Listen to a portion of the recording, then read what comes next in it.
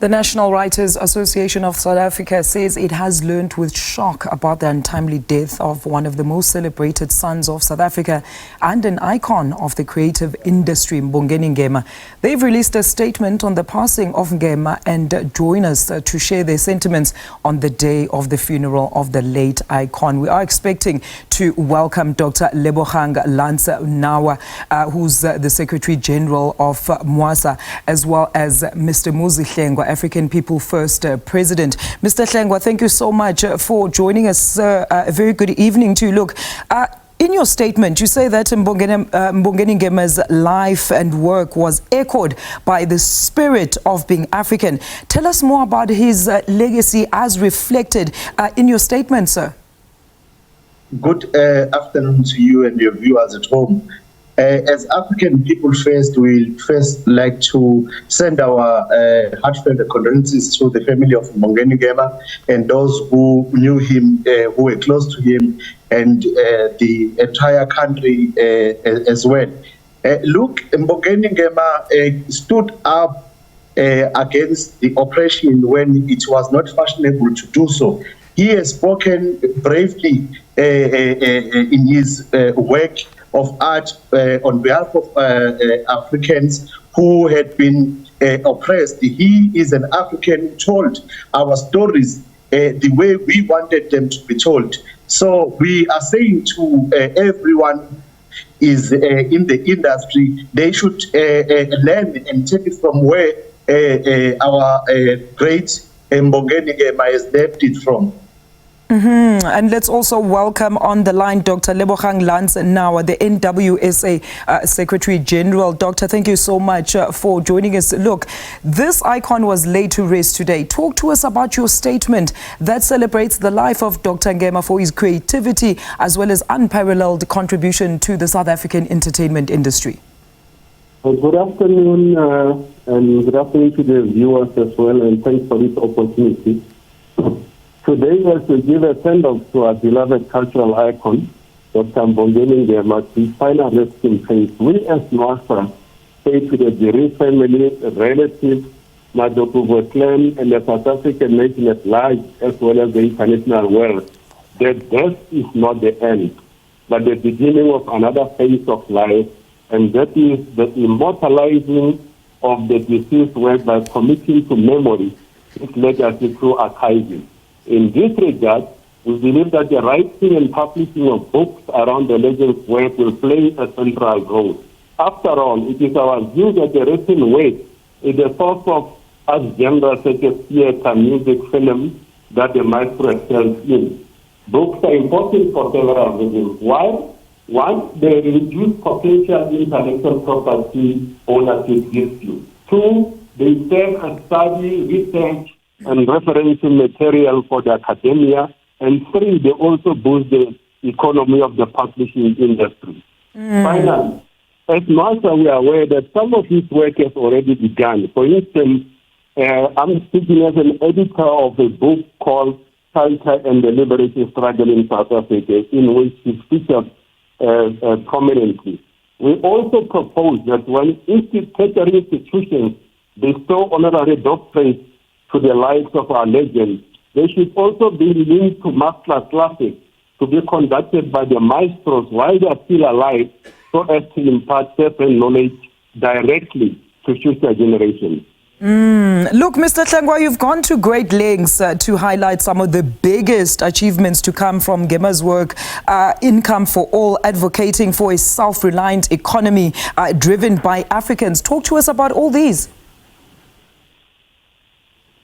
The Woza Albert as well as Asina Mali. And I remember when he first played the Asina Mali in KZN. Remember at the time there were, should I say, wars against, between IFP and ANC. And at the time where he came and stood up and played in theatre in Claremont, the members of IFP were waiting outside the theatre to make sure that it doesn't come out of the theatre. So a man who has risked his life to make sure that people like us today enjoy the freedom that you are enjoying. I'm very much happy that we as the government of the country has given him this send-off, and we believe that as African people first, more attention should be paid to our local artists, South African artists. Make sure that we invest a lot in them, make sure that we support them while they are still alive, and we celebrate them while they are still alive. More money should come in support of our local artists, so that indeed our stories are told the way that we want them to be told. And Doctor, I mean, as we understand, you say that books shall be written and libraries will be filled with Ubaba Ngema's works. Any of these in the pipeline that you are willing to share with us at this stage? No, it is our wish. It is our wish that this should happen. Obviously, there may be a few far in between. However, we are specifically, relating to the role he played, for instance, during the struggle. We are talking about the archiving of some of his works, through books, which I've not seen any at the moment. And indeed, sharing the view that it is important to archive our work. There is an African proverb that says, when an elderly person dies, a library also goes. And the job had to start now. If it wasn't coordinated properly, it should. But such books should be made available so that they make it into the curriculum from primary school upwards. All right. And in parting, I would like to hear from each of you, gentlemen. How will you each remember his legacy as well as keep his name alive for generations to come? And how can we then, as South Africans, also pass that legacy on to future generations and also keep them inspired and also follow on his footsteps? Let's start with you, Doctor.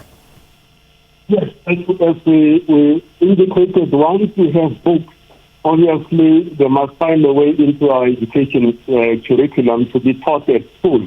And while these people are alive and given honorary doctorates, like we said before, it is important that they should be linked to master classes that are conducted by these people. There is no better person source than the actual person who's done the job itself. Unlike us waiting, for the person to pass away and talk about this. Or even from the media point of view, only play the songs when people have passed. And while they are alive, we are not playing these songs. So it has to be a very comprehensive, multi-pronged approach, in protecting people's legacy. And what do you say there, Babu Hlengwa? As a person who came from rural areas of KwaZulu-Natal and be able to rise to international level like the late Mbongeni did, his work has been played in high theaters in London and all over the world. We, as Africans, must draw some strength from him and those who have thought that the future is not what they are hoping for. Now they can draw strength from Ubaba Mbongeni Ngema and rise in all aspects, not only in art. We believe that as Africans, we do have what it takes to compete in the international stages the same way that Ubaba Mbongeni did. What I take personally or I draw personally from Ubaba Mbongeni is that he did not shy away from telling it like it is. If you remember his recent or the latest song called Amandia, where he spoke about the way Africans are being treated by Amandia in KZN. I know that many people, especially the Leonard, were critical, very critical of that song, but it is exactly what we are living in KZN, and we are thanking Ubaba Mbongeni Ngema for exposing those kinds of things, and we are saying to our artists, do not shy away, even with the local, with the new government. Even if it's not doing what we are expecting it to do, write about it, sing about it. Do not shy away from telling us as politicians when we are not doing what you are expecting us to do. Kuwona umazi ngithi akwehlanga ngehlanga esizweni sikaphunga noMageba silahlekelwe kakhulu singabantu baka se-KZN in particular, but we should be celebrating the fact that Mbongeni Ngema has taken KZN and placed it at an international stage. Gentlemen, thank you so much for your contributions this evening. That was Dr. Lebogang Nawa on the line. He is the NWSA Secretary General alongside Mr Muzi Hlengwa of the African People First Movement on Dr. Mbongeni Ngema's passing as well as legacy.